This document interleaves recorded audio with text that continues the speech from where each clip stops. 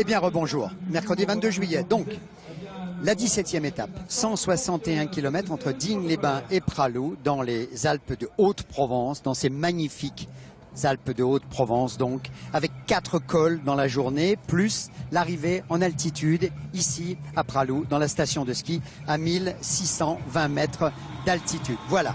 Et au bout de la route, au bout des 161 km, nous avons une victoire allemande de l'équipe Giant Alpecin pour Simon Geschke.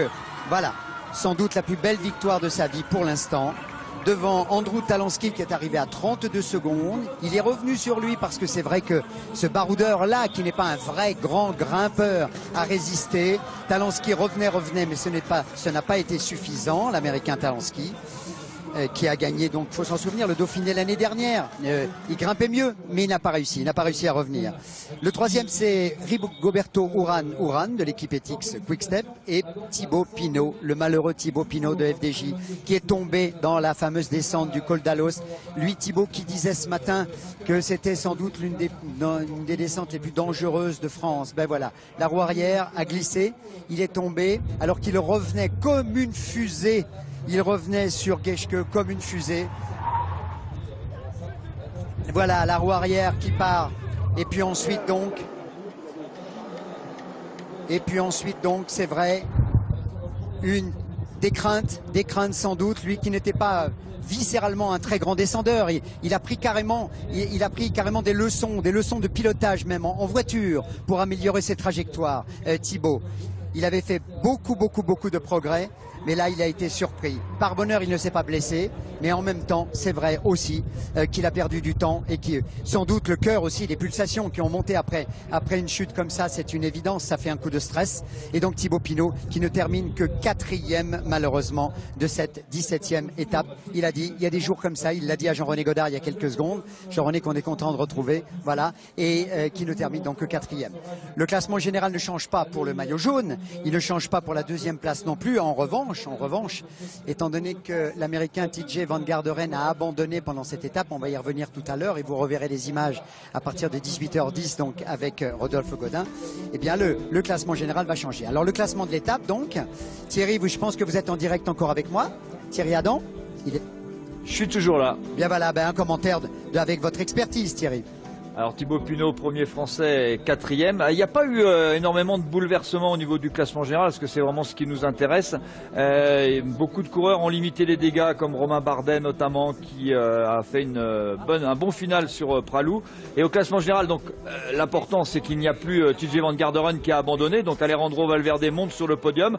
Geraint Thomas passe Alberto Contador, a priori. Il est tombé, c'est même sûr, il est tombé, plus après, problème de dérailleur, il a perdu 2 minutes 31, Alberto Contador devient 5e. La bonne opération du jour, c'est Matthias Frank qui rentre dans les 10 premiers, le coureur suisse. Warren Barguil reste 10e, Romain Bardet reste 11e, Pierre Rolland est désormais 14e, et Thibaut Pinot qui lui revient à la 17e place. Voilà les éléments importants en regardant tout de suite comme ça, d'un seul œil, le classement général. Tout à l'heure, je mettrai les deux. Alors voilà la station de ski de Pralou, la Foudalos, l'espace lumière, le VTT de descente, le bon ski qu'on peut faire ici dans cette station de montagne. On les appelle les Uvernetais, puisque la petite commune qui est en bas, Pralou, dépend du Verne qui est juste en bas là-bas. Et alors maintenant, sur la plus haute marche du podium, va apparaître un garçon barbu, un garçon trapu, un garçon courageux, audacieux, mais qui va sans doute craquer parce qu'il était là en train de pleurer il y a quelques secondes. Il était juste derrière nous, il pleurait des chaudes larmes de bonheur. Il va monter sur la plus haute marche, Simon Geschke. Quel beau sourire, quel beau sourire. Il a eu l'audace d'attaquer au moment où il le fallait. Avec, tout à l'heure, Laurent Jalabert le soulignait, il a eu l'audace d'attaquer alors qu'il avait du vent de face. Il a réussi une très belle ascension du col d'Alos. Il a réussi à résister au retour de Talansky et au retour de Thibaut Pinot, en particulier dans la descente Douran. Thierry, si vous êtes avec moi, il y a un petit peloton, il y a un groupe d'attardés qui passe la ligne avec Peter Sagan et son maillot vert. Oui, Peter Sagan. Regardez s'il a le vélo d'Alberto Contador ou si depuis il a rechangé. On va essayer. Est-ce qu'il a la plaque 41 sur son vélo ou est-ce que je l'ai vu que de face, je ne l'avais pas de profil. Donc voilà, c'est pas encore le groupe Eto, il y a encore du monde qui n'est pas arrivé, attention. Hein. Les délais sont à 40 minutes 22 aujourd'hui. Et il y a déjà 21 minutes que Simon Geschke, un peu plus de 21 minutes que Simon Geschke est arrivé. Très bien, merci, vous restez avec nous. Hein. Thierry, vous restez avec nous encore. Alors que la belle image là, au moment où Simon... oui. Et avec les compliments de Warren Barguil qui descend de sa bicyclette et qui vient tomber dans les bras de Simon aussi. C'est un sport d'équipe, hein. On le répète souvent, c'est un sport d'équipe, le vélo. Alors, on le disait tout à l'heure, l'un des plus beaux jours de votre vie de coureur professionnel, Simon. Oui, je dirais tout simplement la plus belle journée de ma vie de cycliste professionnel, et j'en ai toujours rêvé. Donc aujourd'hui c'est un petit peu irréel, c'est surréaliste, j'ai besoin de quelques jours pour réaliser ce qui vient de m'arriver. Tout à l'heure en arrivant, en descendant de vélo, il y a eu quelques larmes de bonheur. Oui, effectivement. Des larmes de bonheur. Depuis que j'ai regardé le Tour pour la première fois et depuis que j'ai commencé moi-même à rouler, je n'ai eu qu'un rêve, participer au Tour. Et puis, bien sûr, quand on participe, ensuite, on veut gagner. Je n'ai pas un gros palmarès, vous savez, dans ma carrière. Ça n'est que ma 3e victoire. Et en plus, ici, sur le plus gros événement cycliste de la Terre. Donc ça, c'est quand même... C'est la plus belle journée de ma vie, comme je vous le disais.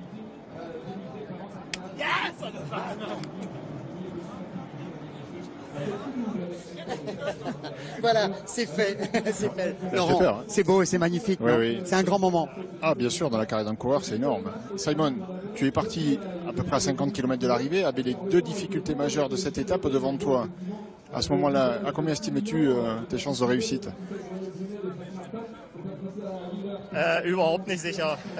Mes chances, je les estimais pas du tout, pour ainsi dire. Je voulais avoir un petit peu d'avance avant la grande montée, avant Talansky, Porte, Pinot, je voulais prendre de l'avance. Et je savais que si je voulais gagner, il fallait que j'ai de l'avance avant les grandes montées. Je voulais pas rester dans le groupe pour terminer, je sais pas, moi, 10e ou quelque chose comme ça. Donc j'ai dit, allez, je mise tout sur une carte. Et puis si ça fonctionne, eh ben pourquoi pas, un coup de poker. Ce sera soit une grande victoire, sinon ben tant pis. Donc j'ai essayé peu avant l'arrivée, je me suis dit je vais peut-être y arriver. C'est une grande année en fait pour le cyclisme allemand, pour vous les Allemands, parce qu'entre Tony Martin qui a eu le maillot, Greppel qui gagne, et maintenant vous Simon, c'est extraordinaire. La télévision allemande qui est revenue sur le Tour de France. Je crois que c'est une très belle année effectivement pour le cyclisme allemand. C'est vrai que pendant des années, vous le savez, le cyclisme eh bien, n'était plus montré à la télévision. Nous avions une image de marque déplorable. Et nous avons été, je crois, un petit peu injustement traités. Je me réjouis de ce que les chaînes de télévision allemandes diffusent de nouveau les étapes, que les gens puissent de nouveau participer en Allemagne. Il y a énormément de fans de cyclisme en Allemagne qui ont été un petit peu frustrés ces dernières années. Et c'est bien qu'il y ait, je dirais, ce retour dans la diffusion avec la RD, qui est la chaîne publique allemande. Très bonne chose aussi, ces victoires de cyclistes allemands. Je crois qu'il y a d'autres pays qui aimeraient bien avoir autant de victoires que nous. On en est à 5 victoires. Ça repart et les Allemands peuvent en être fiers à juste titre. On parlait du cyclisme en Allemagne et de la réussite à la tête. Félicitations à Simon. C'était extraordinaire pour nous aujourd'hui aussi. Pour tout le monde, je pense, mais aussi pour la télé allemande. La 5e victoire.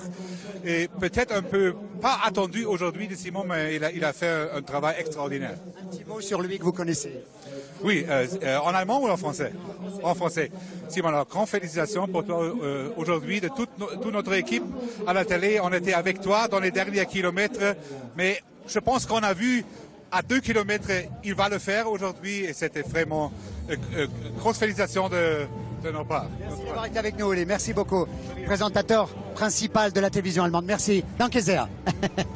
Danke. Voilà, Simon. Simon dans le bonheur avec le présentateur principal de la télévision allemande qui parle français et qui a eu la gentillesse de venir nous rejoindre, Laurent. Le maillot jaune, Christopher Froome, attaqué, Oui, on peut pas dire que c'était une journée tranquille, hein. C'est jamais tranquille quand on est en montagne. Il y a eu un départ de course très agité avec beaucoup d'attaques, beaucoup d'échappées, mais l'équipe Sky a bien manœuvré en plaçant 2 hommes à l'avant. En cas de difficulté, il y avait du soutien devant, on pouvait les arrêter, donc ça a été bien géré, très très bien géré même.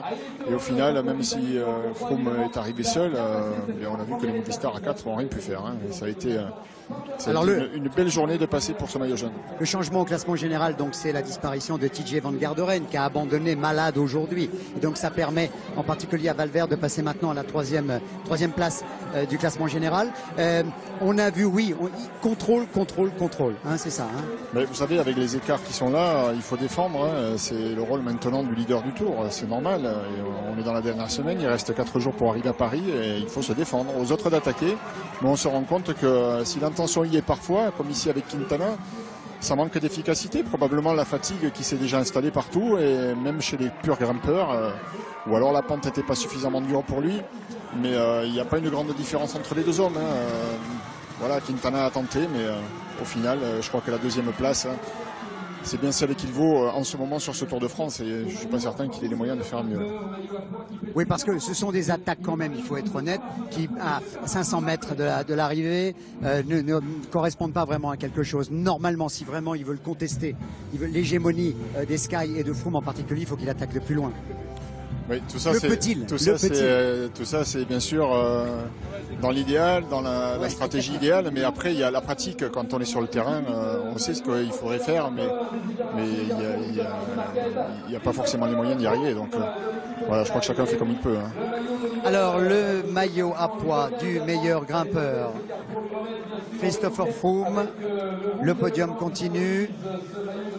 Alors il y a une chose qu'a souligné encore Thierry et que vous avez aussi souligné tout à l'heure, c'est le style aussi de Christopher Froome. On va lui poser la question. Il se met pratiquement jamais en danseuse. Oui, enfin moi je le connais peu, mais à chaque fois que je l'ai vu, il a été comme ça. Hein. C'est un garçon qui grimpe assis. C'est vrai avec une fréquence de pédalage rapide. Bon, voilà, c'est un style particulier, mais c'est le sien. Comme d'autres ont le leur. Visiblement, il est plus efficace aussi. Donc c'est commenté, c'est sûr, mais bon, voilà, c'est comme ça. On a eu, il y a quelques secondes, une image de Jean-Maurice Hogg à propos des éleveurs, oui, qui ont sorti des moutons dans la montagne pour bien montrer qu'ils existent, qu'il faut que les Français, que l'ensemble des Français les soutiennent. Voilà, petite action, mais petite action absolument pacifique. Juste une action d'information. Je ne sais pas si on a encore l'image sous la main avec nos amis de LSM. Voilà, pour bien montrer que manger de la viande évidemment et soutenir les éleveurs au moment où Christopher Froome va venir nous rejoindre. Voilà, laissez-nous vivre. Voilà, les éleveurs de façon extrêmement pacifique qui ont sorti leurs moutons ici dans ces Alpes de Haute-Provence là, avec donc un départ de Digne ce matin, on le disait, la préfecture, et une arrivée ici à Pralou. Ben Thierry, voilà apparemment le groupe Eto qui arrive, 29 minutes et 50 secondes. Oui, c'est ça, il reste 11 minutes avant le hors délai, donc avant la fin des délais exactement. J'étais à 108 coureurs déjà arrivés, je pense que je vais pouvoir en rajouter quelques-uns. Je vois les voitures arriver, donc ça c'est vraiment le groupe Eto qui est là, hein, avec André Greppel par exemple qui a le sourire, avec Arnaud Desmar, le sprinter de la FDJ. Voilà les coureurs qui arrivent là à l'instant même, mais je pense qu'il y a peut-être, on va voir si derrière les voitures il y a la voiture balai. Sinon c'est une dizaine de minutes maintenant, c'est exactement 10 minutes, voilà, 10 minutes pour arriver s'il y a encore un coureur qui est dans les voitures, éventuellement derrière ces voitures, devant la voiture balai. Merci Thierry, merci Thierry. Kéké, vous êtes en direct avec nous. On est là, Gérard, avec Jean-Christophe Perrault, tout sourire. Ça fait plaisir quand même. C'est pas une question, mais répondez quand même. Ouais, non, ça va mieux. Enfin, ça va mieux. Tout est relatif, quoi, par rapport à la chute, etc. Voilà, ça commence à guérir. J'ai un petit peu moins mal. J'arrive à suivre le peloton plus facilement, donc c'est déjà plaisant. On est satisfait de peu cette année. Et pour ceux qui connaissent pas bien le vélo, il y en a plein qui disent mais qu'est-ce qu'il fait encore là, il ferait mieux de rentrer chez lui, le pauvre. C'est de la compassion plus qu'autre chose. Vous restez pourquoi? Pour passer la ligne à Paris. Maintenant, non, au début, je m'accrochais à me dire peut-être jouer une étape, etc. Bon, j'ai essayé ce matin un peu de prendre l'échappée. Je m'aperçois que ça risque d'être court, ne serait-ce que pour prendre l'échappée. Donc maintenant, ça va être objectif passer la ligne à Paris, histoire de finir le tour. Dernière question, physiologiquement, en 2 jours, c'est jouable de se...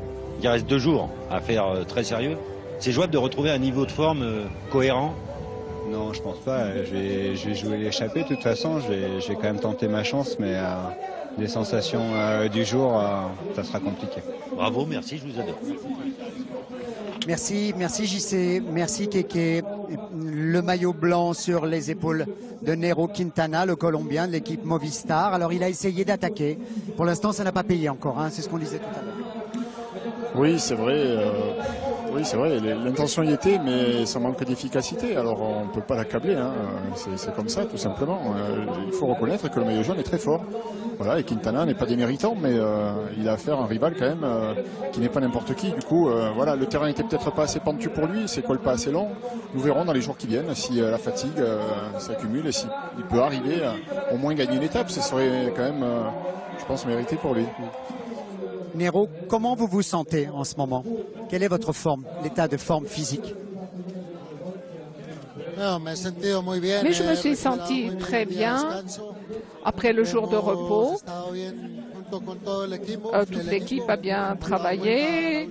Je puis compter sur eux jusqu'à la dernière montée. On était 4 ou 5 lors de la dernière ascension. Et nous avons garanti le podium avec Valverde aussi et aussi pour l'équipe. Donc pour nous, ça a été une très bonne journée. Vous avez attaqué à la fin, vous avez essayé de gagner quelques secondes sur Christopher Froome. C'est impossible d'attaquer avant, par exemple dans la montée du col d'Alos, c'est pas possible? La parte. Aujourd'hui, on n'avait pas cette intention, cette idée. Il y a des jours où on a beaucoup de... Nous aurons peut-être dans les jours à venir des montagnes plus exigeantes.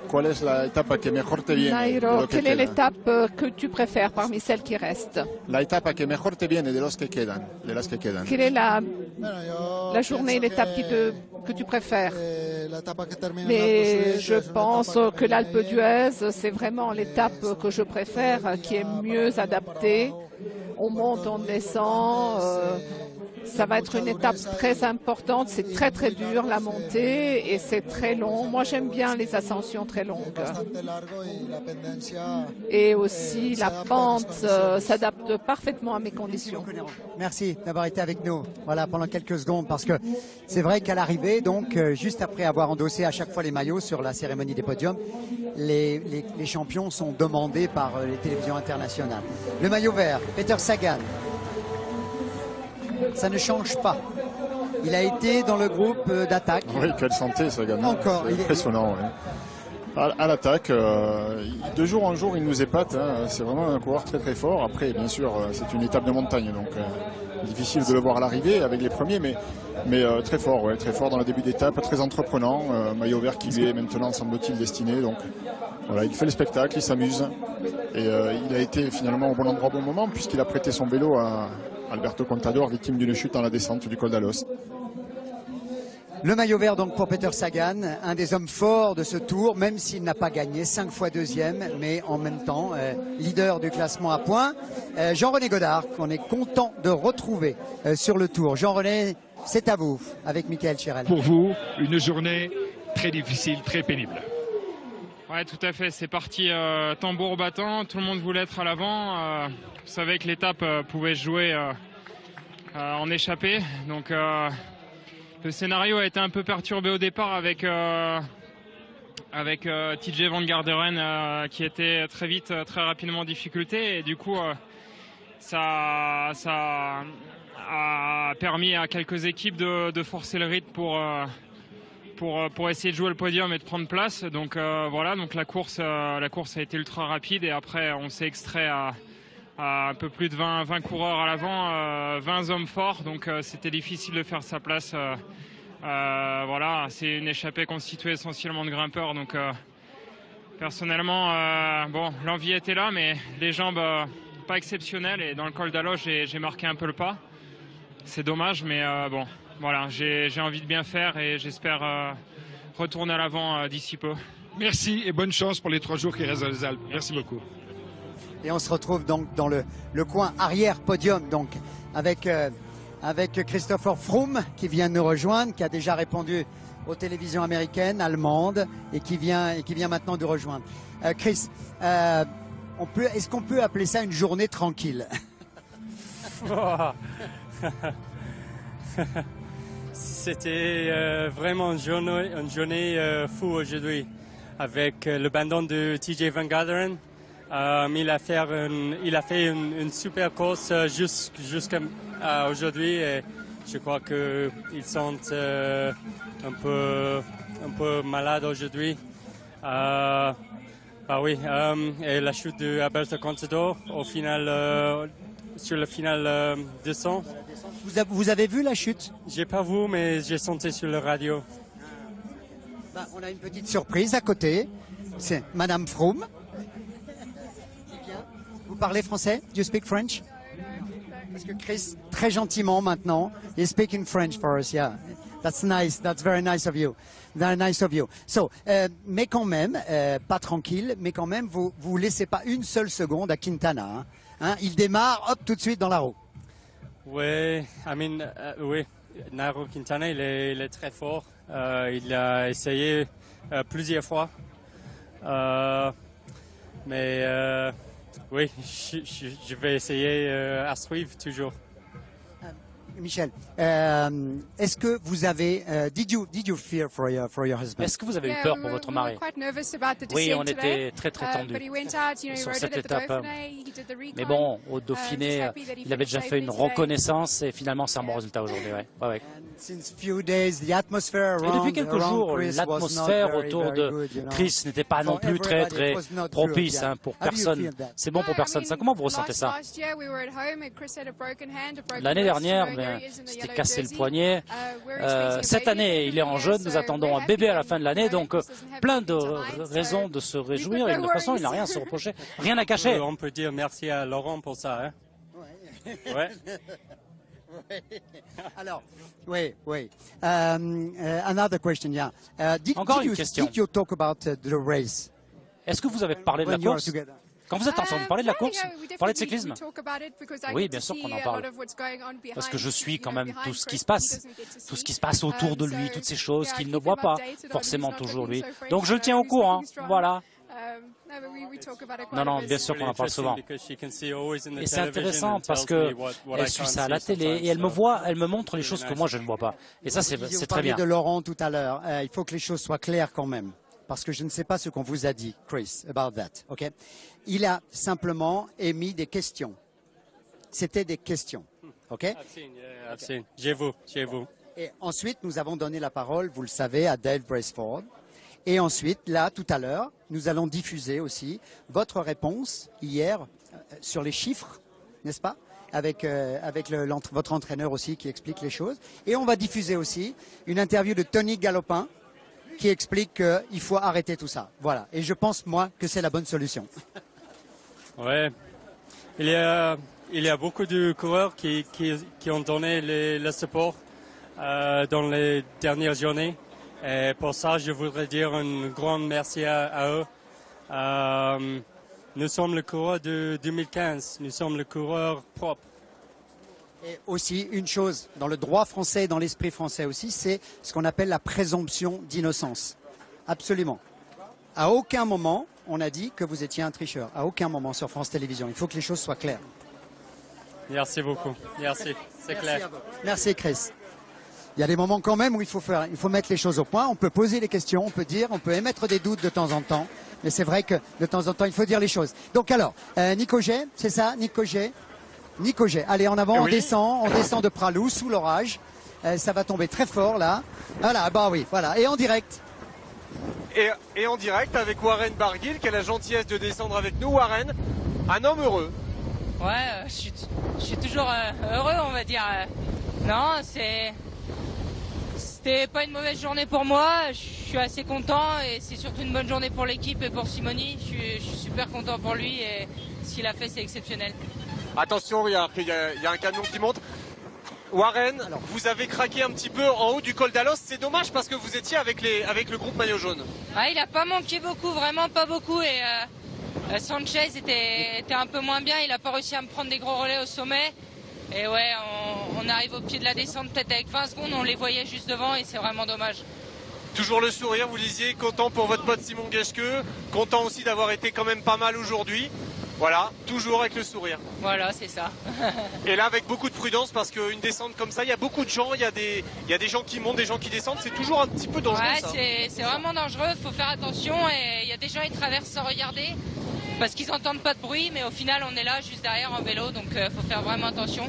Et là, il y a un orage qui arrive, donc faut se dépêcher aussi. Bon, vous donnez un message à votre maman que j'attends toujours ces crêpes avec impatience, que je les avais adorées. D'accord, pas de problème. Elle en fera la prochaine fois que tu viens à la maison. Pas de souci. Merci, Warren. C'est difficile de faire plus sympathique et de descendre. Alors apparemment, eux, ils n'ont pas encore l'orage, alors que nous l'avons ici à Pralou, mais c'est bien normal. Et c'est pour ça aussi que la montagne est verte. C'est parce que de temps en temps, on déclenche l'arrosage. Le passage de la voiture balai avec un des coureurs de l'équipe NTM, l'équipe africaine, avec 37 minutes et 20 secondes, c'est-à-dire qu'il ne sera pas éliminé. Voilà, c'est quand même une chose très très importante. Christian, le combatif, bah évidemment, c'est Simon Geschke, c'est l'Allemand, avec le beau sourire, avec la petite barbe. Et Christian Estrosi, maire de Nice, qui nous a rejoint. Christian, vous qui avez été un grand motard, un sportif, vous avez fait du très très haut niveau en moto. C'est rare quand même hein, de voir des coureurs avec la barbe. C'est vrai que c'est rare, mais en tout cas, lorsque j'étais à côté de lui dans la voiture de Bernard Thévenet, ce qui pour moi était fantastique pour son 40e anniversaire de sa victoire sur cette étape de Pralou contre Eddy Merckx, nous l'avons vu décoller et en peu de temps prendre près de 35 secondes, puis 1 minute d'avance. C'est un très très beau coureur qui nous a offert une surprise d'étape qui était intéressante. Puis je suis content de voir Pinot qui finit 4e aussi. C'est un Français qui s'est bien comporté sur une étape de montagne vraiment très difficile, que je connais bien pour la pratiquer quelquefois aussi en amateur cycliste. C'est ce que j'allais vous demander, vous continuez à faire beaucoup de sport? Je fais du cyclisme. Il y a 15 jours de ça, j'ai fait l'ascension du Mont Blanc. Et puis voilà, je suis un montagnard, j'habite de l'autre côté, dans mon village de Saint-Étienne-de-Tinée, de l'autre côté du col de la Bonnette. Et je suis très attaché à ces routes de montagne où le Tour de France nous fait si souvent l'honneur de les emprunter. Merci en tout cas Gérard de si bien couvrir cette épreuve qui aujourd'hui encore nous a offert de belles promesses à venir. Le Tour reviendra à Nice, vous en avez parlé avec Christian Prudhomme? Oui, il reviendra à Nice. Chaque fois que je vois Christian, nous en parlons. D'ailleurs, je vous rappelle que le 25 juillet prochain, en même temps que le Tour arrivera à Paris, le Tour de France à la voile, sous la même baguette d'ASO, arrivera à Nice cette année. Donc ce sont 2 Tours de France qui ensemble arriveront l'un sur les Champs-Élysées, l'autre sur la promenade des Anglais. Merci Christian Estrosi d'avoir été avec nous. Vincenzo Nibali, au micro de Keke, c'est ça? De Jean-François Carquer. Impossibile oggi di fare C'était qualcosa contro impossible il aujourd'hui de faire quelque chose contre Froome. È stato molto bravo. Mais il a été vraiment très très bon. Di restare sempre lì Il a a controllare, essayé de abbiamo rester là, fatto de diversi attacchi, sia contrôler. io che- On a attaqué che plusieurs Valverde, fois, che moi, Quintana, Quintana, Valverde. Ça a été une journée intense, difficile. alla fine lui è rimasto anche da solo, Mais senza il est compagni di resté tout squadra, seul, il n'avait plus ses veramente coéquipiers difficile cercare et c'est di vraiment poterlo battere, difficile però, de le noi battre. ci abbiamo provato, di On più a non si può essayé, fare, on ne ecco. peut pas faire plus que cela. Comment sono le gambe? Comment vont tes jambes? Abbastanza bene. Oggi hanno Pas risposto mal. bene, Aujourd'hui, anche la elles ont squadra bien ha fatto répondu et mon équipe una buona prova, a abbiamo très cercato bien di travaillé. formazione On a essayé de importante, mener des actions quindi, dai, d'attaque. Ça va. Domani, Et dopodomani? demain et après-demain, ci sono ancora due giorni nous molto avons duri, encore quindi 2 bisogna étapes dare très giorno dopo giorno. dures. Oggi Il la faudra Monza ha fatto aller una buona corsa. le jour. Vediamo. Aujourd'hui, on a fait une bonne étape. Voilà, on se retrouve avec Patricia Granet. Vous êtes la maire de Digne-les-Bains, d'où nous sommes partis ce matin pour cette étape très spectaculaire. 4 cols arrivés à Pralou. Un petit mot sur Digne. Digne-les-Bains, donc la ville préfecture des Alpes de Haute-Provence, une ville magnifique qui a eu le bonheur d'accueillir le Tour de France, une ville qui est le berceau d'Alexandra David-Néel, qui est aussi le berceau du Géoparc, et on a avec la visite des experts UNESCO demain. Parlez-moi juste de cette femme extraordinaire d'Alexandra. Alexandra David-Néel, c'est une adolescente anarchiste qui va devenir chez vous à Digne, là, une sorte de prêtresse de la sagesse. Oui, tout à fait. La philosophie tibétaine, et puis c'est une femme. C'est la première femme qui est allée au Tibet. C'était la première, voilà, et qui a eu ce courage à une époque où les femmes ne voyageaient pas seules, de partir à l'assaut du Tibet et de développer une sagesse et une culture formidable. Et c'est vraiment une empreinte très très forte pour notre ville. Et Digne, lorsque vous l'organisez, c'est des mois de travail et c'est un jour de fête extraordinaire pour le Tour de France, non? Oui, c'est un travail depuis l'automne l'année dernière, tous les jours, constant, un travail de l'ombre pour toutes les équipes, mais pour un résultat fabuleux. Merci d'avoir été avec nous. Merci beaucoup. Merci beaucoup. On était particulièrement heureux d'être entre Digne et Pralou aujourd'hui. Voilà. Alors justement, donc dimanche dernier, dans Stade 2, nous avons diffusé un reportage à propos, on va dire, de la puissance développée par Christopher Froome. L'équipe de Sky, les entraîneurs et Christopher Froome lui-même avaient envie de répondre et de divulguer leurs chiffres à eux. C'était très intéressant. Ça s'est passé hier au cours de la journée de repos. On va écouter les explications interne donc de l'équipe Sky à ce propos. Yeah, certainly. I mean, obviously, we seem to cop a lot of speculation and, as you said, a lot of doubts around our performances. Why are those same level of doubts not being cast upon similar performances from other GC contenders? Why is it only us? Toute la bataille d'experts réside désormais sur le chiffre de la puissance en watts développé par kilo par Chris Froome. Si ce chiffre reste en deçà de 6,5 watts par kilo, la performance du maillot jaune n'est pas à mettre en doute. Pour mieux comprendre les performances de Chris et des autres coureurs lors de l'étape de la Pierre Saint-Martin, nous aimerions vous communiquer quelques données enregistrées lors de cette ascension. Ce que nous savons à propos de la puissance de Chris avec le plateau ovoïde, c'est que les paramètres affichent 6% de puissance supplémentaire à cause du plateau ovoïde. C'est pour ça qu'il faut en tenir compte lorsque l'on interprète les données de puissance de Chris. Avec son poids aux alentours de 67,5 kg, ça donne un rapport poids-puissance correct de 5,78 watts par kilo. Voilà les chiffres annoncés par l'équipe Sky à propos des performances de Christopher Froome. Donc là, et Christopher tout à l'heure nous parlait du soutien d'un certain nombre de coureurs donc à l'intérieur de ce peloton-là. Eh bien, c'est le cas par exemple de Tony Galopin qui a voulu réagir. Je suis l'un des premiers à les défendre parce que la montée l'autre jour, j'ai dû monter à 5,9 watts par kilo. Donc je veux dire, à l'époque, quand on a les références de mon enfance qui montaient à 6,7 ou 7 watts par kilo, j'aurais pris 5 ou 10 minutes. Pour moi, j'ai fait une puissance que je suis capable de réaliser. J'ai fait un test juste avant le championnat de France en montagne et j'avais fait exactement les mêmes watts que j'ai fait sur le Tour de France. Donc non, pour moi, je suis un des premiers à défendre Sky. Je trouve que c'est... Il monte, j'ai pris 2 minutes par Froome l'autre jour parce que voilà, il a dû monter à 6,1 ou 6,2 watts par kilo. Donc je trouve que c'est des watts tout à fait corrects et ça voilà, je suis pas forcément surpris. C'est plutôt dans l'autre sens que je pense que justement que le peloton est vraiment de bon augure, vraiment propre, je vais dire, et que j'arrive justement à progresser comme ça. C'est plutôt mon analyse. Voilà, et pour compléter ce dossier, normalement, dans les 2 ou 3 étapes qui vont venir encore dans les Alpes, là, Christopher Froome nous a promis, lorsqu'il descendrait de vélo immédiatement, de nous montrer l'ensemble de sa mécanique, de son vélo en particulier. Voilà. Ah ben tiens, réaction encore de Pierre Rolland, qu'on attendait peut-être aujourd'hui, enfin lui qui a gagné déjà 2 étapes dans les Alpes, qui adore les Alpes, Pierre Rolland, et qui pour l'instant a de bonnes jambes. Comment ça s'est passé aujourd'hui, Kéké? Avec Pierre Rolland, un peu fatigué par cette montée, j'ai l'impression que vous étiez un peu sur courant alternatif. C'est vrai ou pas? Comment ça, sur courant alternatif? Un coup bien et puis un coup un peu moins bien. Non, j'ai essayé de me placer au mieux avant les pentes les plus difficiles d'Alos. c'est monté hyper vite, quoi. C'est monté hyper vite. Ça a été une journée un peu folle, le début de course. Voilà, à un moment donné, on s'est retrouvé une cinquantaine avec Quintana qui revient avec Nibali. Enfin, bon, ça a rendu la course un peu folle et j'ai essayé de me glisser dans le groupe de 25, mais bon, sans succès. J'ai essayé de relancer avec mon équipier, mais j'ai pas eu le bon de sortie. Bon, après, dans la Losse, j'ai explosé. Je suis tombé sur Mollema qui était à mon niveau. Romain Bardet qui était derrière moi, qui m'a rattrapé dans la descente. J'ai fait toute la descente avec lui. Et j'ai eu la chance de tomber sur Romain Sicard dans la dernière montée.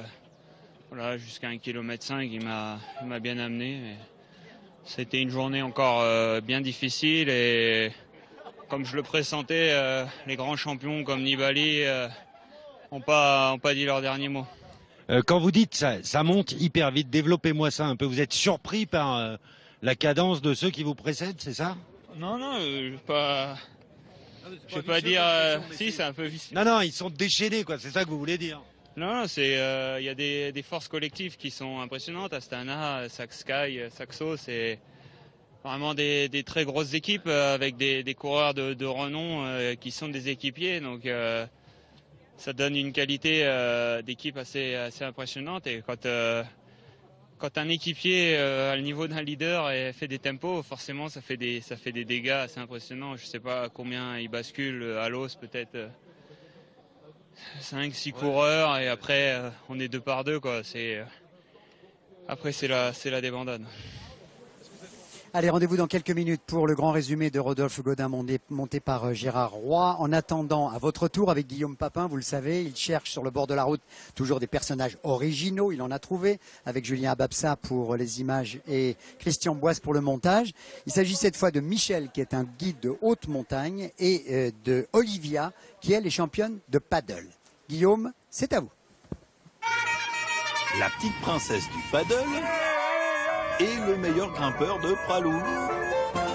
Voilà nos 2 coups de cœur du jour que les cyclistes auraient pu croiser s'ils avaient roulé un tout petit peu moins vite. Kilomètre 60, Saint-Julien-du-Verdon, rencontre tout d'abord avec Olivia, 24 ans, originaire de Digne. Pour représenter la France, elle sillonne la planète en équilibre, vice-championne du monde de paddle à 2 reprises. Plaisir et sensations sur vagues ou sur les eaux calmes du lac de Castillon. Un lieu magique où notre régional d'étape nous invite.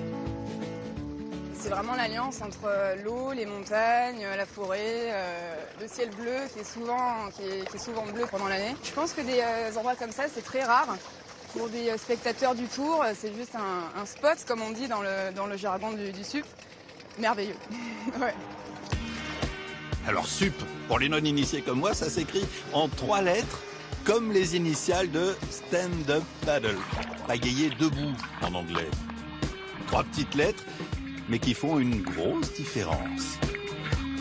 Ce qui me plaît en fait, c'est que c'est vraiment l'alliance entre la glisse et l'endurance. C'est un des rares sports où on peut trouver les sensations d'endorphine, d'endurance et d'adrénaline de la glisse. Un peu comme le vélo en fait.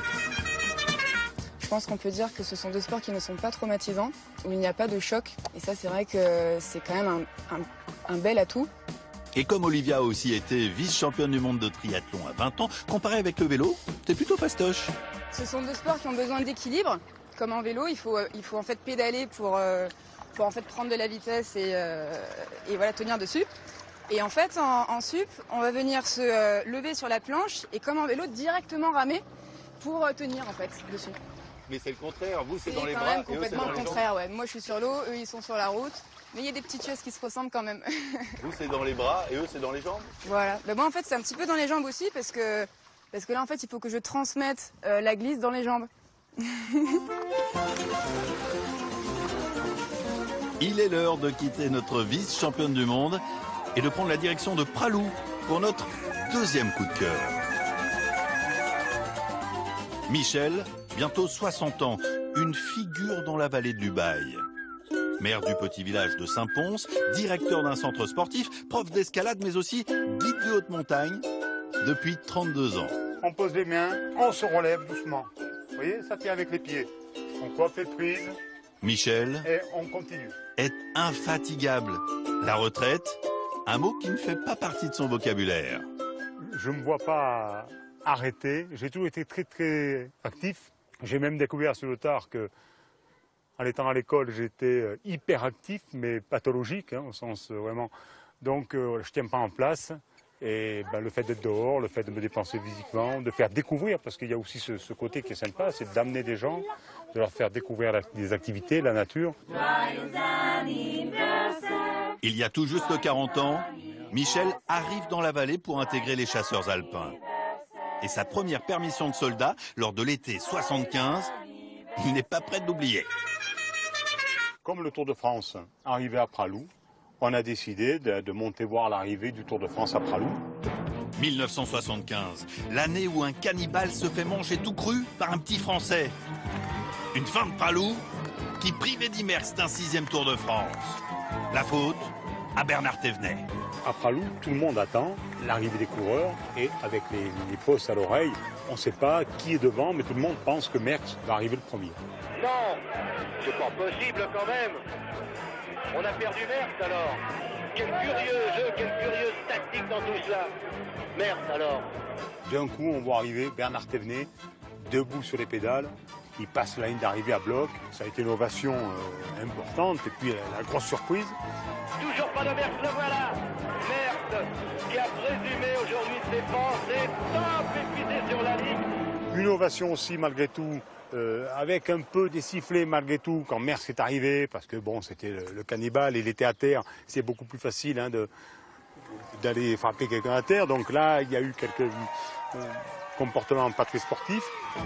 Un maillot jaune qui chasse l'autre, belle ou cruelle, cette image fait désormais partie de l'histoire. Ça a été la fin du règne de Merckx. Et moi, j'étais là, pas loin, et donc c'était assez sympa de ce clin d'œil aujourd'hui, de 40 ans après, le Tour revient à Pralou, c'est sympa, quoi, voilà. Donc ça ramène pas mal de souvenirs. Digne, Pralou, une étape revisitée grâce à notre meilleur grimpeur et à notre championne de paddle. Et demain, qui sait, ce sera peut-être à votre tour.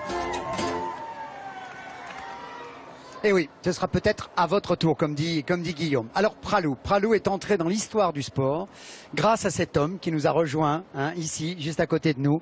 Voilà, Bernard Thévenet. Pralou, station de haute montagne, qui a une renommée, c'est une évidence. Mais c'est vrai qu'avec ce que vous avez réussi à faire ici, Bernard, et on le voit ici une nouvelle fois, honoré par Christian Prudhomme, le directeur du Tour de France, avec Bernard Hinault aussi qui sera juste à côté.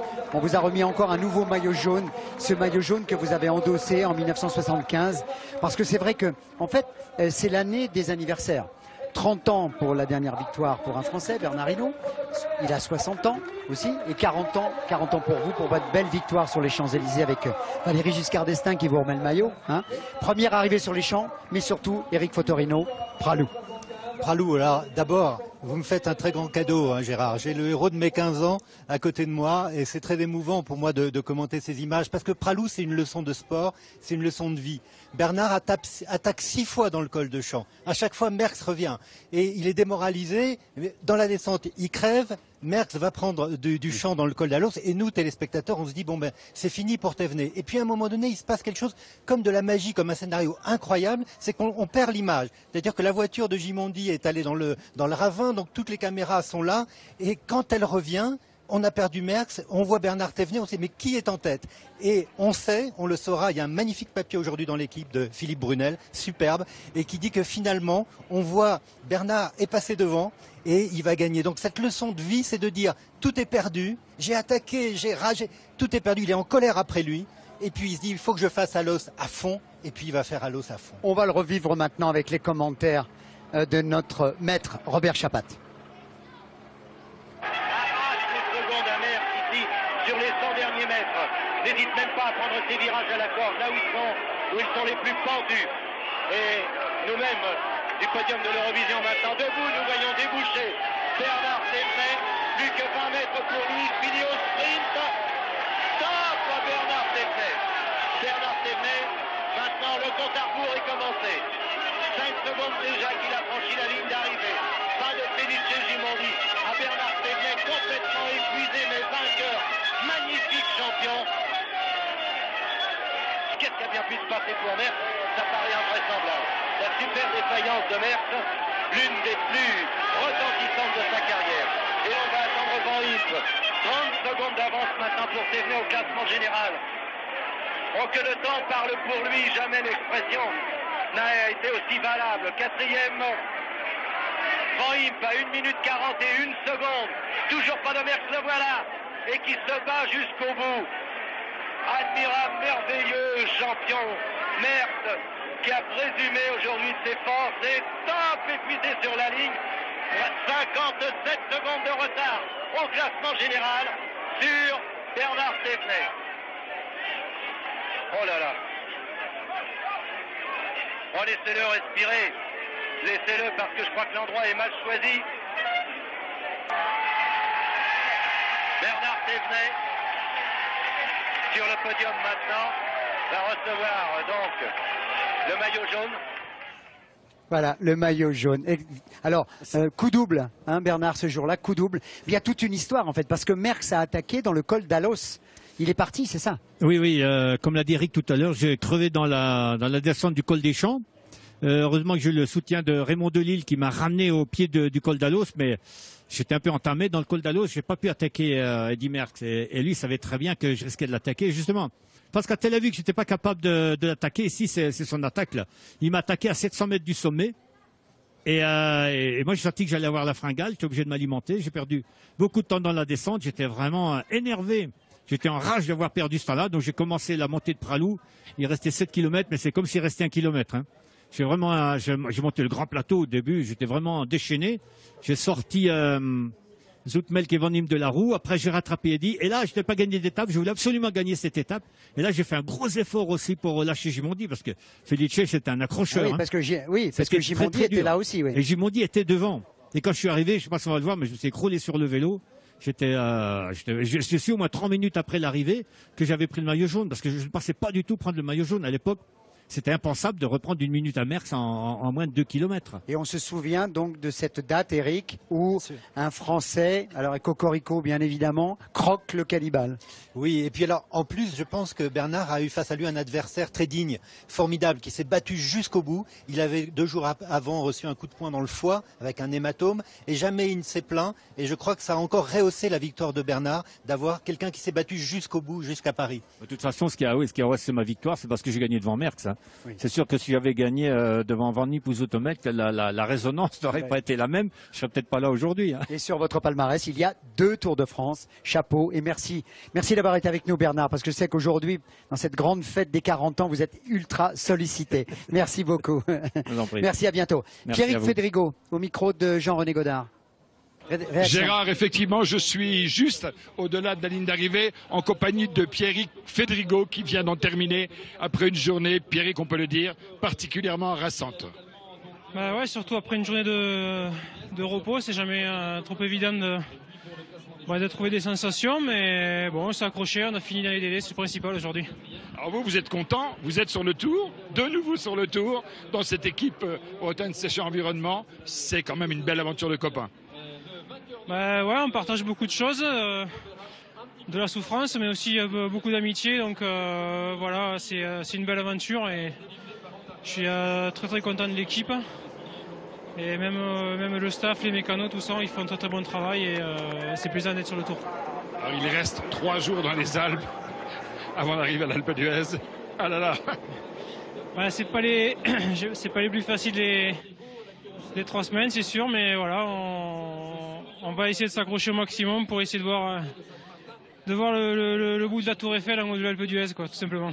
Merci, merci Pierrick. Et on salue, tiens, je crois qu'il s'appelle Christophe et Muriel, que ça tombe bien. Voilà, 20 ans de mariage. Elle a remis sa robe de mariée pour les noces de porcelaine. Coucou, vive l'amour. Au lieu de dire vive le sport, on va dire vive l'amour. Et nous, avec Cédric, ça fait 15 jours. Hein. Allez Rodolphe, je me tourne vers vous avec Cédric maintenant pour le grand résumé de la 17e étape.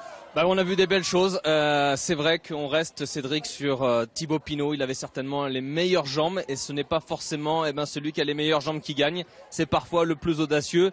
Et on reste aussi, c'est notre chiffre du jour, sur l'information du jour. Il y a eu des perdants au classement général, mais il y a surtout au kilomètre 91 l'abandon de TJ Van Garderen.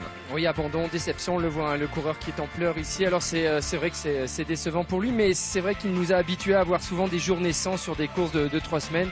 Toujours est-il que c'est toujours dommage de le voir quitter la route. La première des 4 étapes alpestres a fait donc un forfait avec TJ Van Garderen qui est parti sur abandon avec le splendide col d'Alos, le toit de ce Tour de France avec ses 2250 mètres d'altitude. Frisson garanti aussi bien dans la montée que dans la descente sinueuse sur une route de montagne à l'ancienne avant de remonter, Cédric, dans la montée finale sur Pralou. Oui, première étape des Alpes au lendemain d'une journée de repos. Vous savez, hein, le syndrome du lendemain de la journée de repos, toujours difficile sur une étape compliquée. Et cela a mis 60 km avant de se décider dans le col des Lecs avec 28 coureurs devant. On voit Benoît Vaugrenard aux commandes. Il y avait 5 Français, son coéquipier Thibaut Pinot, Michael Cherel, Peric Kemener et Nicolas Hédet. Et à l'arrière, j'ai envie de dire celui qu'on retrouve tous les jours, Peter Sagan. L'infatigable Peter Sagan qui veut essayer de consolider son maillot vert avec des équipiers du maillot jaune qui contrôlent parfaitement l'arrière.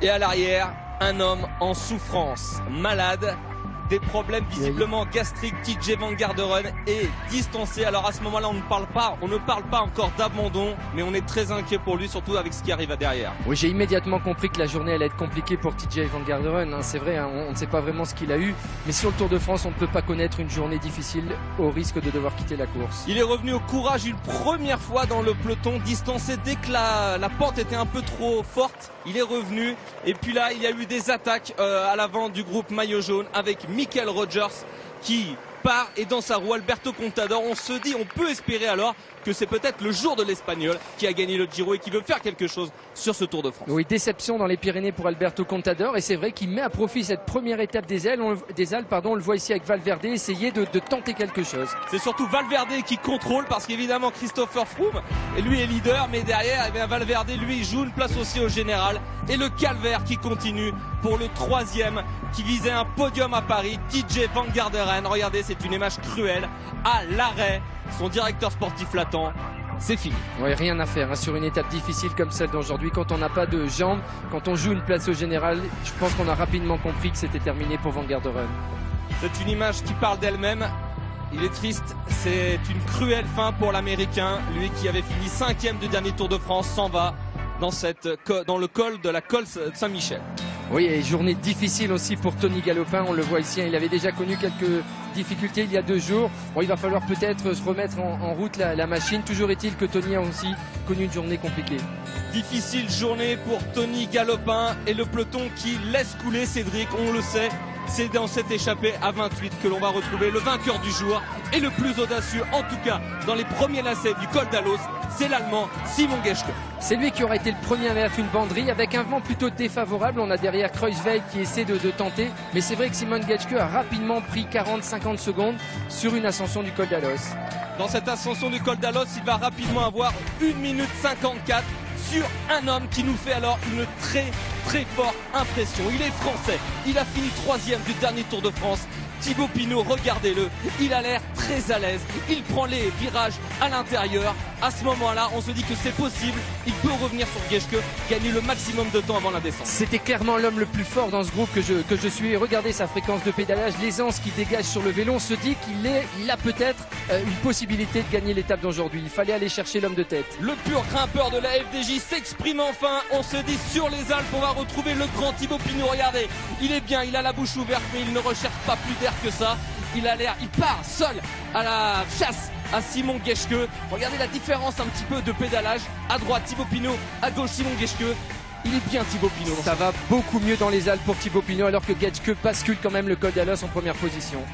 Simon Geschke a 1 minute à ce moment-là au sommet du col d'Alos sur Thibaut Pinot. On va avoir un mano à mano dans la descente alors qu'à l'arrière du groupe maillot jaune, le premier français à craquer est Pierre Roland. Pierre Roland qui va être suivi, regardez derrière par celui qui avait fait une magnifique chose à Pralou sur le Dauphiné libéré, et devant Romain Bardet est lâché, et devant Vincenzo Nibali qui essaie d'attaquer le maillot jaune Christopher Froome. Oui, après Contador, après Valverde, c'est au tour de Nibali d'essayer d'attaquer Christopher Froome. Une dure journée pour le maillot jaune aujourd'hui. À 1 km de l'arrivée, Christopher Froome revient sur Vincenzo Nibali au moment où Nairo Quintana, son dauphin, va aussi tenter quelque chose. Mais comme d'habitude, j'ai envie de dire, la tour de contrôle, Christopher Froome contrôle et tout va bien. On va retrouver dans la descente, cette descente périlleuse. Regardez, virage à droite, attention. Thibaut Pinot, vous l'avez entendu, le bruit, il a certainement dérapé de la roue arrière et il va mettre du temps à s'en remettre. Il remonte rapidement sur sa machine. C'est la pédale gauche qui touche. Il tourne, il pédale dans le virage, il touche la pédale et il est complètement déstabilisé. Rien de cassé, Cédric, mais à ce moment-là, qu'est-ce qui peut se passer psychologiquement pour Thibaut Pinot? J'ai immédiatement compris à ce moment-là que Thibaut Pinot n'était plus dans la descente, il freinait, il pensait plus de temps à être prudent et finalement on ne peut pas gagner une étape du Tour de France si on est sur les freins dans une telle descente. Imaginez que dans cette descente, Rigoberto Urán et Talanski vont revenir sur Thibaut Pinot, alors qu'à ce moment-là, Contador dans le groupe maillot jaune va lui aussi chuter. Il est dépanné par Sagan et Michael Rogers. Changement de vélo immédiat. Contador aussi un des gros battus de la journée. Oui, un descente. Oh là, on voit une petite frayeur pour Simon Geschke ici à l'avant avec son directeur sportif. Une descente pour amateurs de sensations fortes. Il fallait avoir le cœur bien accroché. Contador à l'arrière et Simon Geschke à l'avant. Il est à 40 secondes.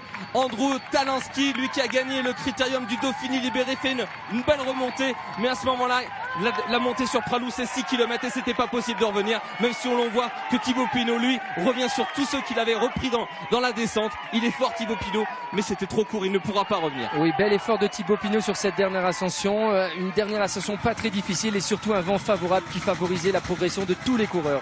Il n'est pas le barbu de Sévino, lui il est le barbu de Berlin. Simon Geschke, à 29 ans, remporte sa plus belle victoire. Il était dans l'échappée du jour, 47 km en solitaire. Et pour sa 3e participation, chapeau. Andrew Talanski finit à la 2e place à 30 secondes derrière. Rigoberto Urán monte sur le podium, le Colombien de cette échappée. Et derrière, on va en reparler avec Claude Aymar. Thibaut Pinot, 4e. Il peut encore avoir des regrets, Thibaut Pinot. Oui, pas battu sur son niveau aujourd'hui, on le voit. C'est celui qui finit peut-être le plus frais aujourd'hui l'étape. Malheureusement, cette descente n'était pas faite pour lui aujourd'hui. Il va s'en vouloir. 2e amende. 4e ici à Pralou, Thibaut Pinot. Et derrière, loin derrière, à plus de 7 minutes 15 de Simon Geschke. Le groupe maillot jaune, j'ai envie de dire, les 5 qui peuvent accompagner Christopher Froome. Et une image importante, pas d'équipier pour Christopher Froome. Et on en reparlera les prochains jours parce que c'est vrai que Christopher Froome est obligé de réagir en personne. Il réagit, mais regardez, comme d'habitude, c'est 20 mètres, 30 mètres au plus. On va l'appeler la tour de contrôle Christopher Froome dans son style caractéristique. Assis sur sa machine, il dandine un peu de la tête, mais il revient dans son style alors que Quintana, lui, est en danseuse. Sans problème, Christopher Froome contrôle la course. En tout cas, ce scénario et ces attaques des adversaires de Froome nous garantissent quand même de belles étapes de montagne les prochains jours. Alors qu'à l'arrière, regardez, Alberto Contador va perdre 2 minutes 17 aujourd'hui. On le sait, il est tombé dans la descente de Col d'Alos. Regardez son cuissard touché sur la jambe droite. Il a perdu 2 minutes 17 sur le maillot jaune. Il semblait dans une bonne journée, mais cette descente était terrible. Et Quintana, à moins d'1 kilomètre de l'arrivée, va en remettre une petite couche, histoire de tester Christopher Froome. Mais c'est un bis repetita depuis le début de ce Tour de France. Des attaques trop proches de l'arrivée. Oui, avec peut-être des pourcentages pas suffisamment importants, mais cette image encore est importante. Regardez Christopher Froome qui essaie de réagir. Il porte fièrement son maillot jaune. C'est l'homme le plus fort pour l'instant, mais il a compris le message. Les adversaires l'attaqueront les prochains jours. Quintana va finir, on va dire, devant Christopher Froome. C'est une image, mais c'est quoi? C'est même pas une seconde de gagner dans le même temps, alors qu'Alberto Contador, à la peine, va perdre 2 minutes 17 sur le maillot jaune. Et on peut dire peut-être que ce soir, il ne sera pas sur le podium à Paris. Non, il va falloir se focaliser sûrement sur une victoire d'étape. Avec le niveau qu'il a, il peut pourquoi pas essayer d'aller chercher une étape à Alberto Contador. La poignée de main du Dauphin au maillot jaune, on espère que c'est pas une poignée de main pour dire tu as gagné le Tour de France. Il reste encore 3 étapes de montagne. En tout cas, Christopher Froome a 2 adversaires en moins aujourd'hui. TJ Van Garderen et on peut dire Alberto Contador, Cédric. Oui, on va pas dire que la Tour Eiffel, il commence à l'apercevoir, mais il a parfaitement maîtrisé son sujet aujourd'hui, même si son équipe a été un peu moins forte que dans les Pyrénées. Alors au classement de l'étape, dans les 10 premiers, eh bien il y a un Français, Thibaut Pinot, 4e, qui pouvait rêver mieux. Il lui reste encore 3 étapes pour aller chercher cette victoire d'étape, Cédric, qui sauverait son Tour de France. Bon, il n'avait peut-être pas choisi la bonne étape, Thibaut Pinot, parce qu'avec cette descente, comme je vous le disais, c'était pas forcément idéal, mais on ne choisit pas forcément les jours où on est échappé. Toujours est-il qu'on a retrouvé un grand Thibaut Pinot. Au classement général, un Français, Warren Barguil, 10e. Et puis, eh bien, il y a une modification dans les 3 premiers, puisqu'Alejandro Valverde prend la 3e place de TJ Van Garderen. Geraint Thomas passe devant Alberto Contador. Ça va être serré pour les places d'honneur. Oui, ça va être serré. Alors ça va être compliqué pour Contador de monter sur le podium. Mais je vous le disais, je crois que Contador va se focaliser sur les victoires d'étape, alors que le leader Christopher Froome est encore bien assis sur son fauteuil. Et au classement par équipe, il y a des conséquences de la chute d'Alberto Contador, puisque l'équipe Tidkov passe de la 3e à la 4e place. Et c'est le Team Sky de Christopher Froome qui rentre sur le podium du classement par équipe. Oui, et regardez la 2e place, cette équipe MTN Kubeka, c'est fantastique aussi, hein. Bravo, chapeau, chapeau. Et on a vu Kudus, enfin, aujourd'hui, c'est vrai, parce qu'on l'avait pas vu beaucoup depuis le début du Tour. Confidence de Nairo Quintana tout à l'heure, donc à notre micro.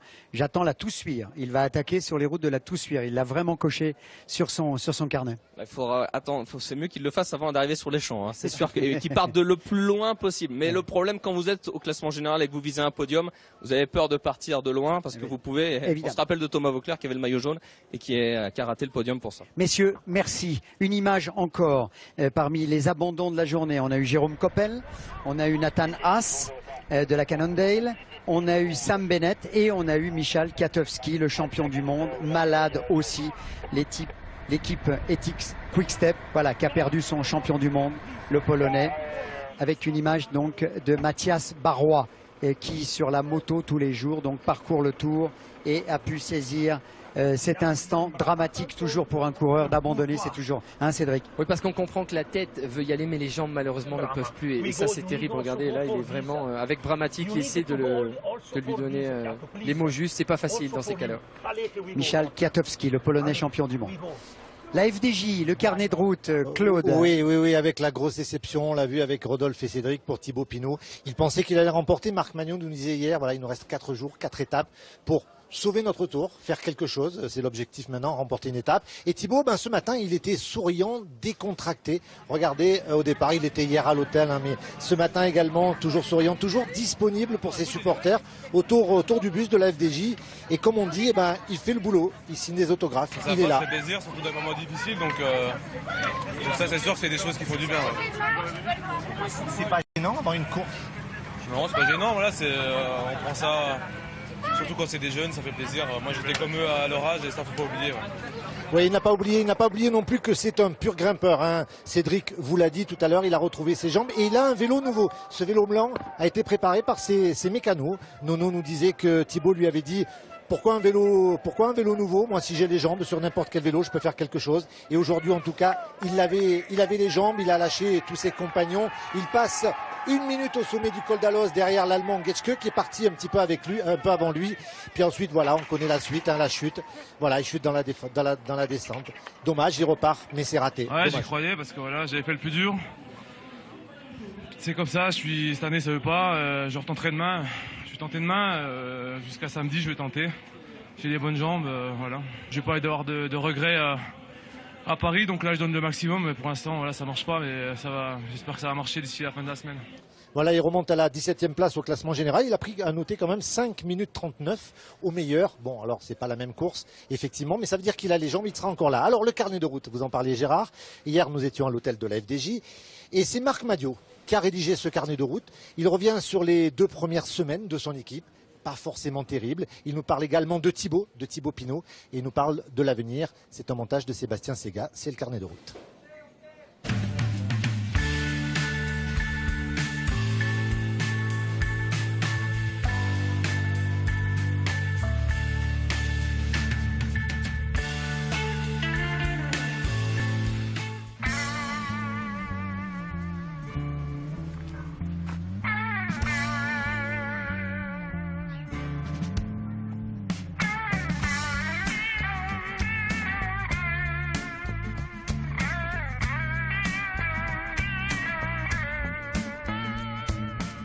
L'objectif c'était de faire un top 10 et une victoire d'étape pour Pour ce qui concerne le top 10, ça va être très compliqué. Pour la victoire d'étape, c'est encore possible. Chute, bon, une grosse chute ici à droite de la route avec un poteau. Ça fait partie de la course. On sait en venant sur le Tour de France qu'on peut rencontrer des situations difficiles. Oh putain, oui, William, il a cassé le vélo en deux. William. C'est la loi de la course, il faut l'accepter. Oh, il a crevé. Non. Putain de... Oh putain. Je suis à mon 32e Tour de France, que ce soit comme suiveur, coureur ou directeur sportif. J'ai connu plus de Tours de France difficiles que de Tours de France faciles, sinon ce serait trop simple.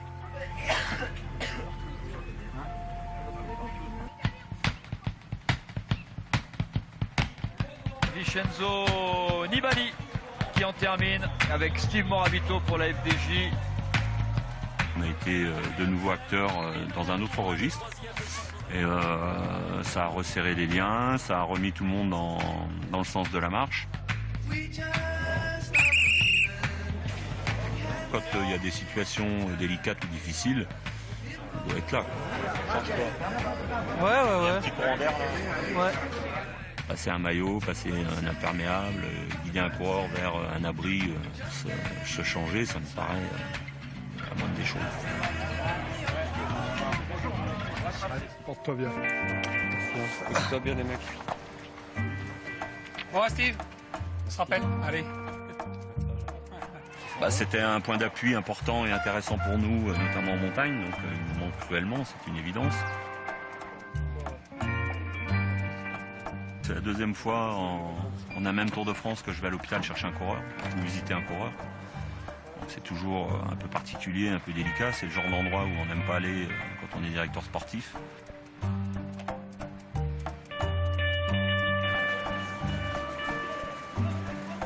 Stéphane Cummings qui vient s'imposer devant Thibaut Pinot, deuxième déçu. Il va beaucoup apprendre de ce Tour de France. Moi, j'ai observé des choses importantes dans son évolution. Chaque étape peut nous apprendre quelque chose sur le personnage. Donc dans chaque étape, je note dans un coin de ma tête des petites choses qui seront intéressantes à revoir ou avec lui. On va peut-être vous dire, Madio il fait de la com à 2 balles en racontant sa salade, mais c'est pas vrai parce que c'est dans les moments les plus difficiles et les plus délicats qu'on arrive à construire quelque chose qui servira quand on sera en situation d'aller gagner du lourd ou du gros.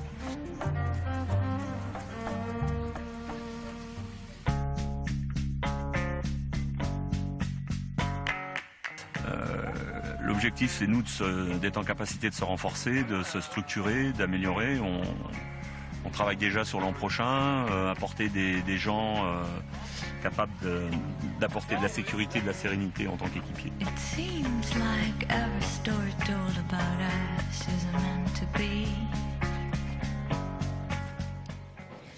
Claude, il faut aussi se souvenir que Thibaut Pinot n'a que 25 ans aussi. Il est donc très jeune, l'expérience. Bien sûr. Il apprend énormément. Marc l'a dit sur ce Tour de France. L'année passée, tout allait bien. Cette année, ça va moins bien. Ouais. Il a les jambes, il est là, mais voilà, il y a des situations défavorables. Il va apprendre et il sera là les prochaines années. Et l'autre évidence aussi, c'est que pour réussir dans un grand tour, il y a tellement d'aléas, il faut le petit facteur chance qui change tout. Là, la pédale qui touche et il tombe aujourd'hui, alors qu'il avait des jambes de feu apparemment. Merci Claude. Vincent, on se tourne vers vous pour le web maintenant. Vincent Fossier, Mr. Web. Oui, Mr. Web. Qu'avez-vous dans votre besace? Et aujourd'hui, on commence par une vidéo insolite de Peter Sagan. Alors, on sait que le Slovaque aime faire le show pendant la course. Eh bien, le soir, à l'arrivée des étapes, il fait aussi la fashion police. On l'a vu, regardez sur cette vidéo, chamailler Christopher Froome, visiblement la visière relevée, ce n'était pas ses tendances. Et reste à savoir maintenant si après le maillot vert, il va courir aussi après le maillot du plus élégant du peloton.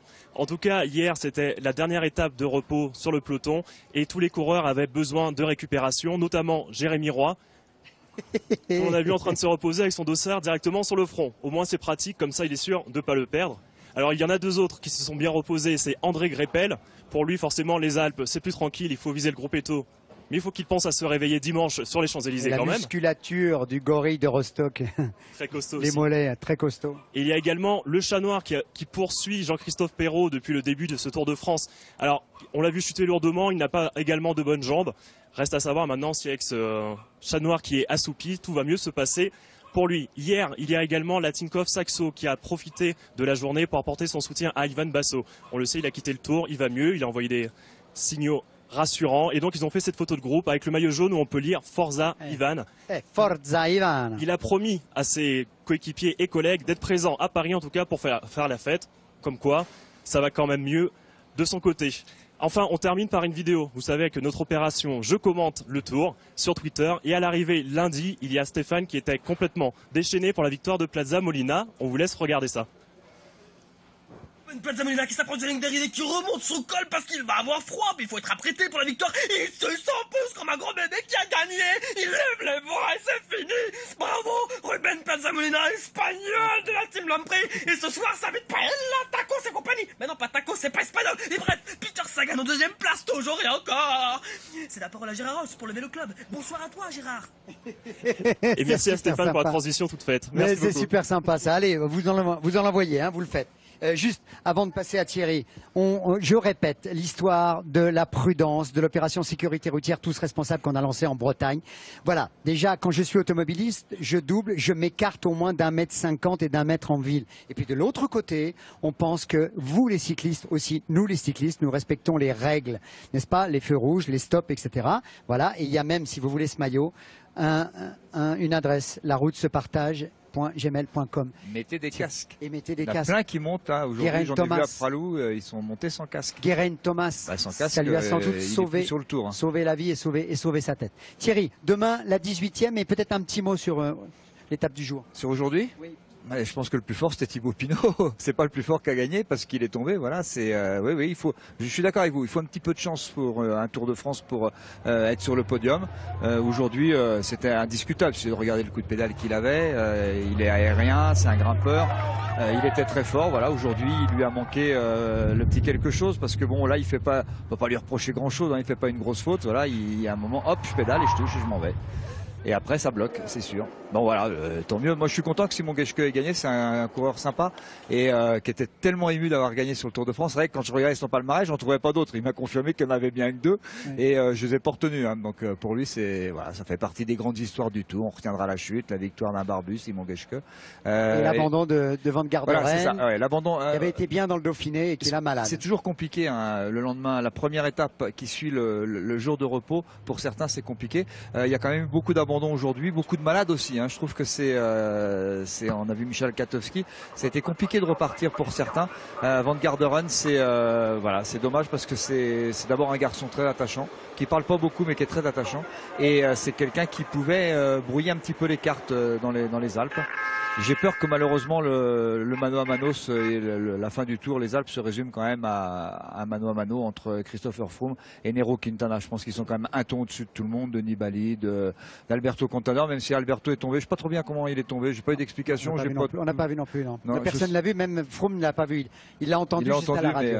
Alors la 18e, Thierry, demain, donc, Gap en direction de Saint-Jean-de-Maurienne, acte 2. Acte 2, 186 km 500, avec dès le départ le col Bayard à digérer.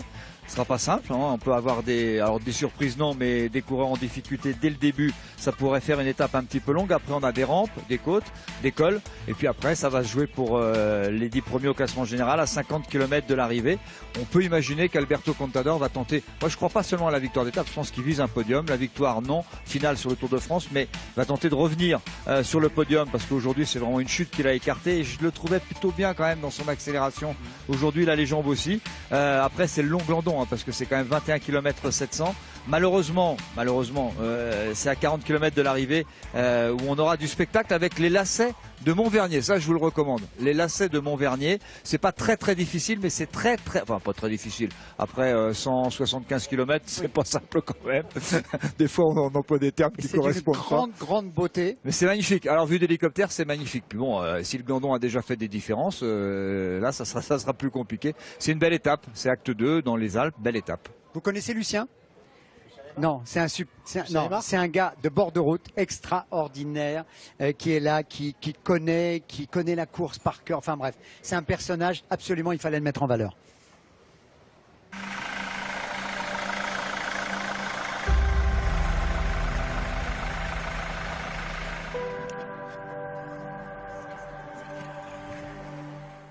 C'est pas d'être vedette, je suis pas une vedette moi. Moi non. Le mois prochain, j'ai 90 ans et je fais mon 41 tour. Ouais. J'ai été jeune coureur cycliste et j'allais commencer comme professionnel, mais j'ai eu un accident de genou et ça c'était la fin de ma carrière. Une fois j'ai dit, bah, si je n'ai pas pu faire en vélo, je vais le faire avec l'auto. Et je viens spécialement autour aussi pour donner à boire à les coureurs. Ça c'est mon grand hobby. Déjà beaucoup de gens qui me connaissent, qui viennent parler avec moi et dire bonjour.